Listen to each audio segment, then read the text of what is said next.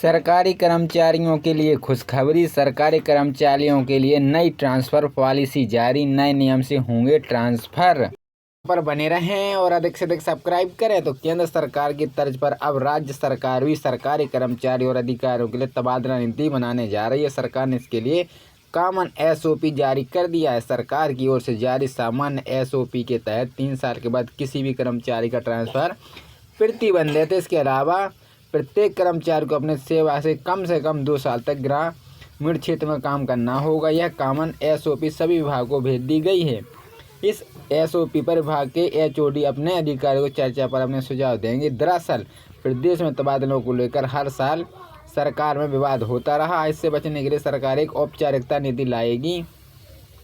नई ट्रांसफ़र नीति के नियम: प्रत्येक कर्मचारी को अपने सेवा अवधि के दौरान कम से कम 2 साल तक ग्रामीण क्षेत्र में काम करना होगा। 3 वर्ष पहले किसी भी कर्मचारी का स्थानांतरण नहीं किया जाएगा।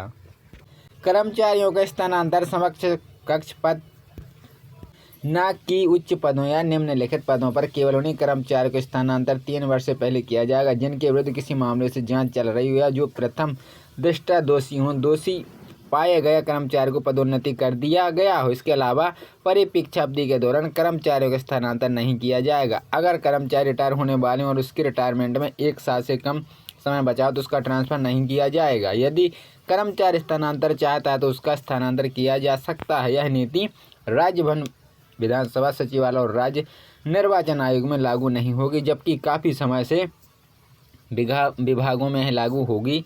यह HOP उन विभागों में लागू किया जाएगा जहां कर्मचारियों की संख्या 2000 से कम और जिन विभागों में 2000 से ज़्यादा कर्मचारी हैं। विभागों को अपनी सुविधा के अनुसार अनेक सुझावों को शामिल करते हुए नीति तैयारी कर प्रशासनिक सुधार एवं संविध विभाग को भेजनी होगी। यह नियम बोर्ड नियम के उपक्रम या स्वयंतः संस्थानों पर भी लागू होंगे। विभाग हर साल 1 से 15 जनवरी तक तबादलों के लिए रिक्त पदों की सूची ऑनलाइन पोर्टल पर डालेगी। कर्मचारियों से 1 से 28 फरवरी तक ट्रांसफ़र के लिए आवेदन कर सकते हैं।